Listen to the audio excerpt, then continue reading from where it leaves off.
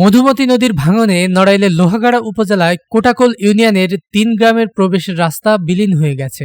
প্রবেশের রাস্তা না থাকায় স্থানীয় ১০,০০০ মানুষের জীবনে নেমে এসেছে সীমাহীন দুর্ভোগ ও দুর্দশা। ৩টি গ্রামের প্রবেশের রাস্তা না থাকায় স্থানীয় প্রশাসনের কর্মকর্তারা পরিস্থিতি পরিদর্শনে যেতে পারছেন না। ফলে দিন দিন দুর্ভোগের মাত্রা বাড়ছে। স্থানীয়দের অভিযোগ, অবৈধভাবে নদী থেকে বালু তোলায় পরিস্থিতি আরও ভয়াবহ আকার ধারণ করেছে। নদী ঘরের সাথে মিশে গেছে, আর সরানোর জায়গাও নাই।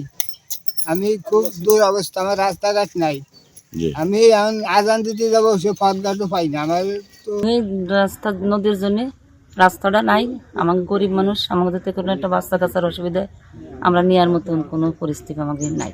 নদীতে সব গাঙ্গের রাস্তাঘাটও নাই, রাস্তাটা হলে ঘরে আমাদের একটু ভালো হয়। ক্ষতিগ্রস্ত মানুষজন নতুন রাস্তা নির্মাণের দাবিতে নদীর পাড়ে বিক্ষোভ, সমাবেশ, মানববন্ধন সহ সংশ্লিষ্ট দপ্তরে অভিযোগ করেও সমস্যা সমাধান পাননি। স্থানীয়রা জানান, ভাঙনে রায়পাশা, করগাতি ও তেলকাড়া গ্রামের প্রবেশের প্রায় ৪ কিলোমিটার মূল রাস্তা নদীর গর্ভে বিলীন হয়ে গেছে। এতে স্কুল কলেজে যেতে সমস্যা হচ্ছে শিক্ষার্থীদের। তেলকাড়া বাড়ি, আমাকে যাওয়ার মতো কোনো ব্যবস্থা নাই, ভ্যান চালানো কোনো কাজে না, রুগী নিয়েও যাওয়ার কাজে নাই। কি কারণে? এই নদীর কারণে, নদী ভাঙ্গন, রাস্তা ভাঙতিছে, আর আমাকে চলাচল কোনো ব্যবস্থা নাই। কতদিন আগে ভেঙেছে? এই বছর পরে ভাঙতিছে, ২-৩ বছর ধরে ভাঙছে, ৫ বছর ধরে ভাঙতিছে, কোনো রাস্তা হয় না। বেশি দুর্ভোগের শিকার হচ্ছে ওই ৩ গ্রামের অসুস্থ রোগীরা। রাস্তা না থাকায় অ্যাম্বুলেন্স সহ ইঞ্জিন চালিত কোনো যানবাহন প্রবেশ করতে পারছে না।